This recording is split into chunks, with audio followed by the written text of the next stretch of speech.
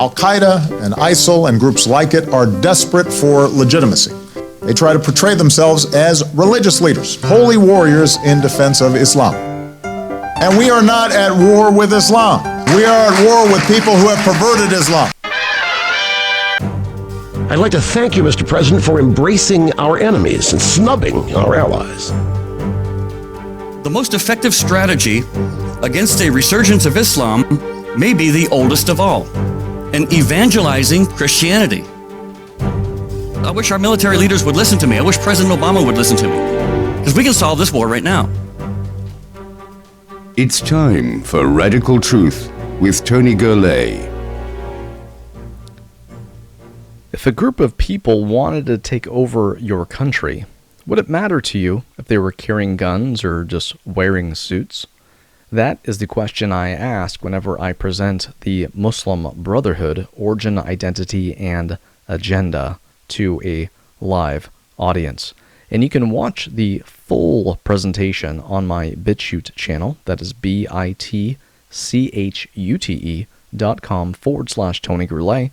But in this episode of Radical Truth, we will be talking about it to a degree, not nearly as in-depth as this full presentation, which gives a bunch of history of the tactics that they use in the West, the 7-part solution to what's happening, but we are going to get to some of it in this episode. It's important for people to know about this group, because they are usually familiar with the jihadists, the Muslims who wind up on the nightly news because they are focused on physical fighting and are therefore deemed a threat because they are violent. Whereas the Muslim Brotherhood is usually considered peaceful, quote unquote. Why is that? It's because their method of operation on a daily basis is different than the jihadists. The Muslim Brotherhood is the most successful Islamist organization in the world. And when I use the term Islamist, it's simply to make a distinction for many Americans and people in the West who aren't familiar with Islam between this dichotomy of actions of your Muslims throughout the world, because the 1.6 billion don't all believe the same thing. They don't all do the same thing. They don't all know what Muhammad actually did in his life. They don't know all the commands that Muhammad gave to his followers as their final marching orders. And there are many nominal Muslims in the world. Muslims who just follow the 5 pillars, if that, focusing on doing enough good to outweigh their bad. They're focused on the religious aspects only. But of course, the jihadists are focused on the physical fighting. They know what Muhammad said to do. And then you have the Islamists, Muslims who do follow the religious aspects, but they're also well aware and practice the political aspects of Islam, knowing that the goal of Islam is to have the world under Islamic law. When it comes to Christianity, the goal isn't to have America or the world under Christian law, quote unquote. The goal is to share the gospel throughout the world so that people may repent, turn from their sins, and put their trust in Jesus Christ. Now, when it comes to Islam, it would be nice if every person became a Muslim, but that's not the goal. The goal is simply to have the world under Islamic law. And the jihadists and the Islamists, the Muslim Brotherhood specifically, have the same end goal, to have the world under Islamic law. Now, this all started, no matter which group you're talking about, it all started with Muhammad, who by tradition, according to tradition, was born in 570 AD in the town of Mecca, which is in what we now know is Saudi Arabia. He fled to Medina a little bit later in his life, when there's an assassination plot on his life. It was known as Yathrib back then. Now it's known as Medina. And we don't have time to get into the life of Muhammad in this episode. Again, you're going to get more in the actual full presentation. But right here in this map, if you are a podcast listener, we thank God for you, but you may want to check out the video version of this episode to see this map. But again, watch the full presentation to get a lot more. This is simply the spread of Islam under Muhammad himself, under the first 4 caliphs or successors after he died, as well as the Umayyad caliphs. This covers from 622 to 750 AD. And yes, Islam did spread via the sword. This was not defensive fighting, it was offensive fighting. And why did this take place? And this is what people need to do when they wonder, oh, what does Islam actually teach? Well, look to the primary sources. We have the Quran, which is supposedly the eternal word of Allah. We have the Hadith. These are the things that Muhammad said and did. There are 6 collections of Hadith that Sunni Muslims look to. The 2 most revered above the others are Sahih al-Bukhari and Sahih Muslim. We also have the biographies of Muhammad. This is known as the Sirah literature, S-I-R-A. And these here are the 4 oldest biographies of Muhammad. Now, if you take the Hadith, the things that Muhammad said and did, and you combine that with the Sirah, which is the biographies of Muhammad, this is how you get the Sunnah, Muhammad's example that he left to his followers. If you get the Quran and combine that with the Sunnah, that is how Sharia is derived. Sharia is Islamic law, and there's a full presentation on that as well on my BitChute channel. Now, it's no surprise, if you read these primary sources, that any devout follower of Muhammad is going to continue to spread Islam, and that is what continued to happen through the centuries. Now, Ibn Taymiyyah, a Hanbali scholar, and Hanbali school of law is one of the 4 schools of Islamic jurisprudence according to Sunnis, which is the majority of Muslims in the world. Hanbali school is the most strict school of Islamic law. And Ibn Taymiyyah, who was a theologian, he was a reformer. And this is a question that people need to ask whenever you hear, can Islam be reformed? Are there Muslim reformers out there? Reformation goes 2 different ways. If you have a regressive reformation, you're going back to someone who was before you. If you have a progressive reformation, well then maybe you're trying to become something that's never been. So you always need to ask what kind of reformation are you talking about here when people talk about reformation of Islam. And we can talk about that in another episode. Ibn Taymiyyah was a regressive reformer. He was looking back to Muhammad himself. Now, many people have heard of Muhammad ibn Abdul Wahhab because they've heard of the Wahhabis, who many people have blamed the physical fighting or aggressiveness of Islam on the Wahhabi movement. But al-Wahhab was born in 1703.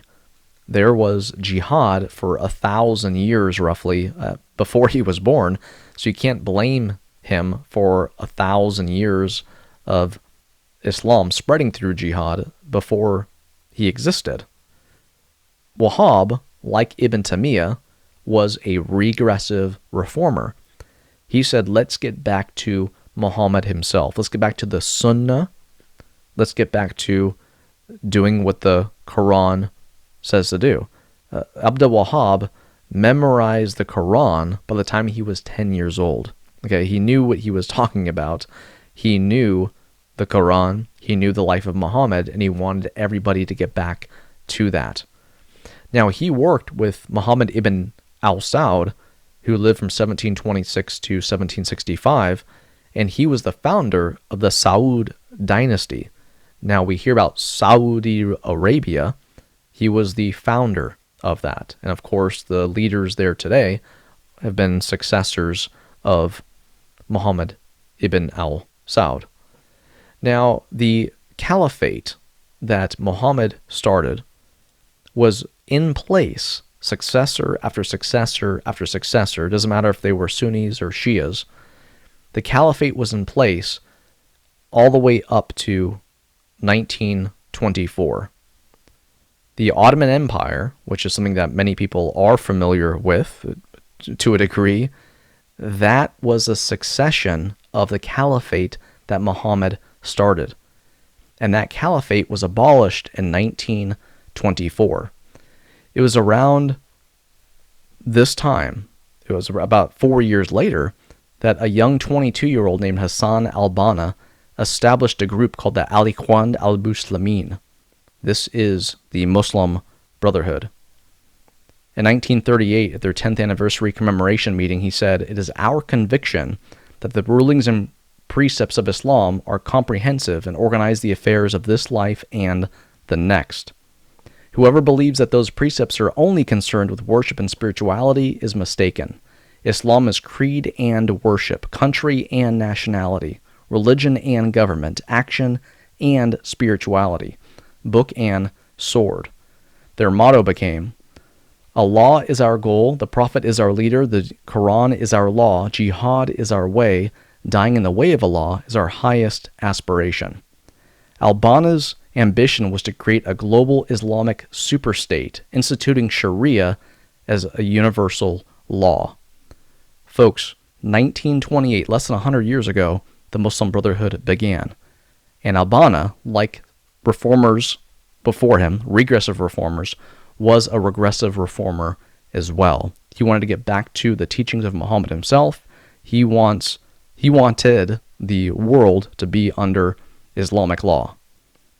And when we come back, we will be talking more about the Muslim Brotherhood, and more specifically what they're up to today, and of course what the ultimate solution is to all of this. Again, watch the full presentation on the BitChute channel, but we're going to get into some more aspects of this when we come back right after this.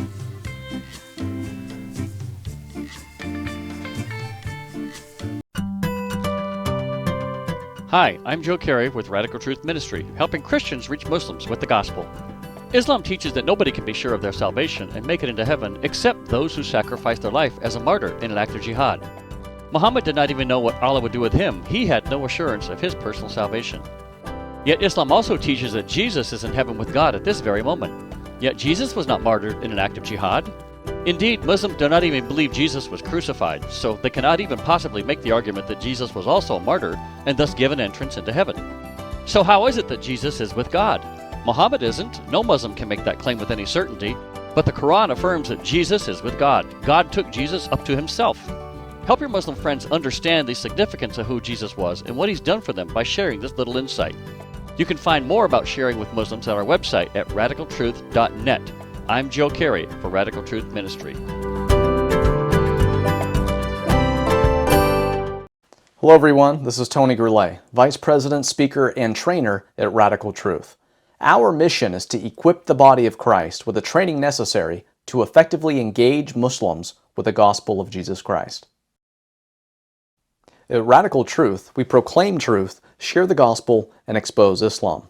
Whether it's through a church sermon, individual talk, weekend seminar, or in-depth training course, we inform, educate, and equip people in the areas of evangelism, apologetics, and Islam. We also reach many people online via our website and social media pages, and through educational videos as well. Last but not least, as you can see, I'm here in the studio where we record our podcast and TV show. That allows us to share the gospel and inform, educate, and equip people on a global scale. Rather than seeing Muslims as our enemies, we see them as people made in the image of God, whom Jesus Christ died for. However, Muslims have a false view of God, a false view of Jesus, and they don't know or understand the gospel. Therefore, we see all Muslims as victims of the lie of Islam. And as Christians, we're the only ones who can bring them the message that will set them free. I want to personally ask you to partner with me and Radical Truth to support our work.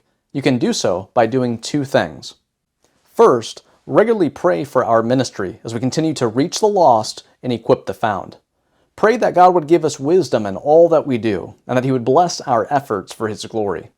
Also, pray for the salvation of 1.6 billion Muslims, the largest unreached people group in the world. The second thing you can do is give regular financial gifts. As a 501c3 Christian ministry, we depend upon God to provide our monthly financial support. and he provides through people like you who realize the need for this vital work. Your financial gifts allow us to continue our full-time effort to proclaim truth, share the gospel, and expose Islam. To donate, simply visit radicaltruth.net. Thank you so much for your prayers and financial support. This is Tony Gourlay with Radical Truth.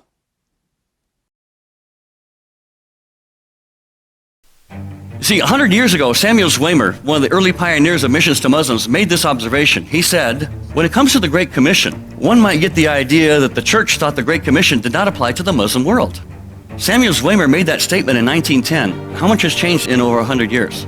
Not much. We've not invested a lot of time, a lot of energy, a lot of resources into sending missionaries into the Muslim world. Statistics today show that there's about one Christian missionary for every 400,000 Muslims worldwide. We're the only ones that can bring them the message that will set them free. This is Radical Truth with Tony Gourlay. What is Hitler doing on my screen? That's what you're probably wondering. Aren't we talking about the Muslim Brotherhood? Yes, we are. And many people are not aware that Hassan al-Banna, the founder of the Muslim Brotherhood in 1928, was an admirer and supporter of Adolf Hitler. In the 1930s, he had Mein Kampf translated into Arabic. Still today, we see that many Muslims hate Jews just as much as Hitler did, if not more. Now, this isn't surprising because al-Banna had ties to Hajj Amin al-Husseini. He was the Grand Mufti of Jerusalem. He was the father of Palestinian nationalism, and he was the uncle of Yasser Arafat. He was a Muslim Nazi, and he worked with Hitler and had plans to open gas chambers in the Middle East. He was a disciple of Hassan al-Banna. Another one of al-Banna's disciples was Sayyid Qutb, the theologian of the Muslim Brotherhood, or who eventually became the theologian. And you may have been wondering, Tony, what is this huge stack of books behind you here? This is a tafsir, a commentary on the Quran. There are many of them out there. This is an 18-volume set written by Sayyid Qutb that he wrote in his prison cell. His commentary on the Quran, and again, he is the theologian of the Muslim Brotherhood. He was an admirer of al-Banna, and after al-Banna was assassinated by the Egyptian government in 1949, Sayyid Qutb's goal became to put al-Banna's vision into action, even more so than al-Banna himself.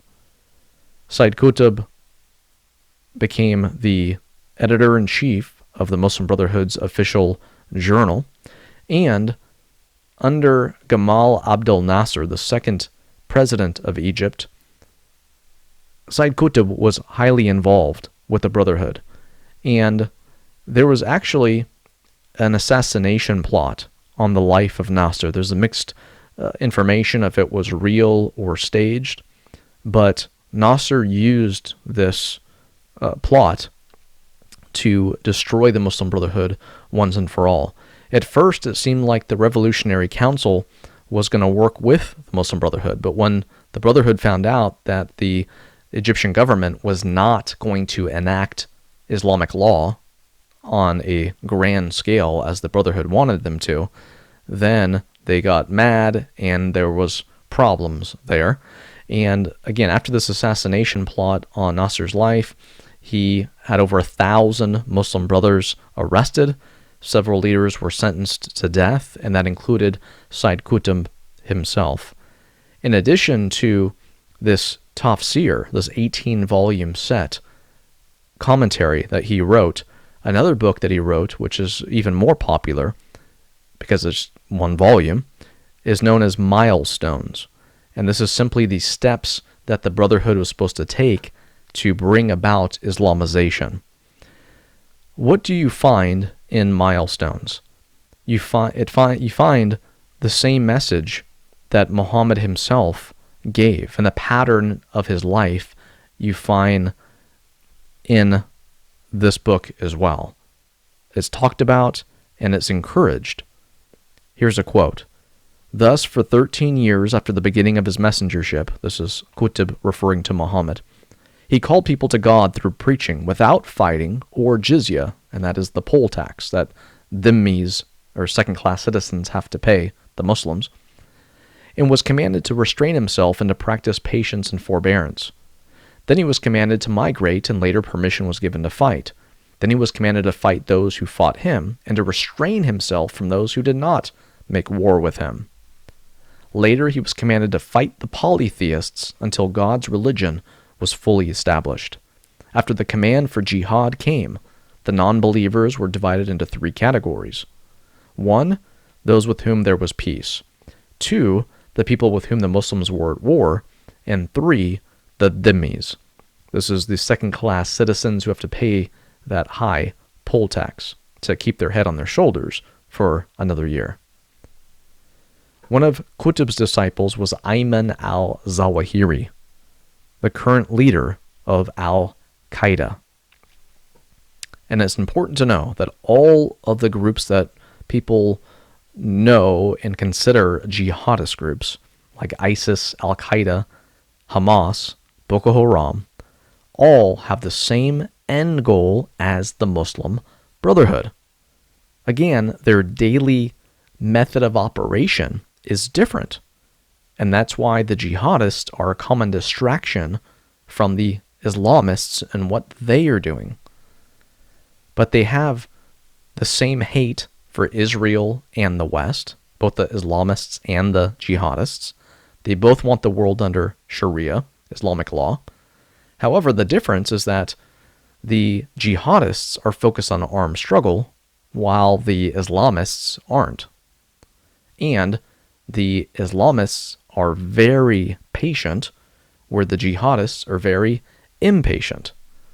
However, when an Islamist becomes impatient, he will commonly become a jihadist. As this news story proves, Swedish Islamophobia expert turned ISIS fighter arrested in Syria. Folks, if you look up the explanatory memorandum on the general strategic goal for the group in North America, this gives you a list of the Muslim Brotherhood front groups in America. None of them have Muslim Brotherhood on their sign out front. There are a ton of front groups. They don't all work closely together necessarily, but they all have the same ideology.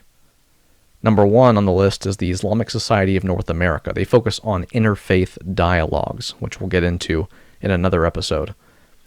There is the Muslim Student Association, the MSA, which is on many college campuses throughout the U.S. They focus on K through 12 and university education. And then, number 22 on the list is the Islamic Association for Palestine. And you learn that that is Hamas, currently the only Muslim Brotherhood group in the world that also forms a government and rules over a large number of people in Gaza. Hamas is the Palestinian branch of the Muslim Brotherhood. And CAIR, the Council on American Islamic Relations in America, who focuses on government and military, was named as an unindicted co-conspirator in the Holy Land Foundation terrorism trial. Chris Gobbets went undercover. He obtained over 12,000 documents and recorded 300 hours of audio and video. In his father's book, Muslim Mafia, inside the secret underworld that's conspiring to Islamize America, you will learn about Chris Gobbets' undercover investigation of the Washington-based CAIR, which lasted 6 months. And he proves the assertion in the book that CAIR is a Muslim Brotherhood front group. And you see here, let me back up one picture there. Chris is shaking hands with this man. And he is the man who was standing behind President George Bush 6 days after 9/11 and 2001 when he said Islam is peace. Who is that man? Nihad Awad, the founder and CEO of CARE. And yet CARE has worked with a number of government agencies in spite of being labeled and named an unindicted co-conspirator in the Holy Land Foundation terrorism trial. And Chris says that CARE is a training program in which they teach all Muslims how to respond to anything negative that is said about Islam. And they spin the narrative and insert the word Islamophobia into the conversation. How often do you hear that here in the West? And everyone has a right to freedom of thought, conscience, and religion, and this right includes freedom of to change his religion or belief. Now, a phobia is something that exists in your mind, and CARE condemns freedom of thought if they don't like what you're thinking. They claim to be a human rights organization, but when they condemn you for your thinking, they're also condemning Article 18 of the Universal Declaration of Human Rights, which gives you, or basically proclaims, the God-given right of freedom of thought. Folks, it's important to know that the Muslim Brotherhood works to get people who are affiliated with it into positions of power, and they've done that. That's how they have infiltrated government, school systems, edited textbooks, and so on. Their goal is to have the world under Islamic law, and institutionalizing the oppression of women, gays, Jews, Christians, and all non-Muslims, beginning with the denial of freedom of thought and freedom of speech. It was established 92 years ago. And again, you can learn more by watching the full video. Will the Muslim Brotherhood have a day of reckoning? Will they be labeled a terrorist organization by the President of the United States? They've already been labeled a terrorist organization by other countries. What's going to happen in America? Are they going to be labeled? And if so, when? So what should you be doing? What should I be doing? Remember that this is the free speech zone. It's all of America. That is the free speech zone. Also remember that the Muslim Brotherhood is working to get people in positions of power. You need to know who you're voting for. Be an informed voter. Remember the distinction between the political aspects of Islam and the religious aspects of Islam. And of course, folks, the gospel is the main solution. You're going to get more of the 7-point solution in the full presentation. But the gospel is what people need. And I always say, God bless you, God bless America. And again, very short clip today of the Muslim Brotherhood and all that people need to know about it. You need to get out there, share the gospel with people. People need to know that Islam is false. If Islam is false, then there'll be less Islamists, there'll be less jihadists. Get the gospel out there to people who need to know and understand it. That is every non-Christian. And of course, every non-Christian includes every Muslim. God bless you, and we'll see you next time on Radical Truth.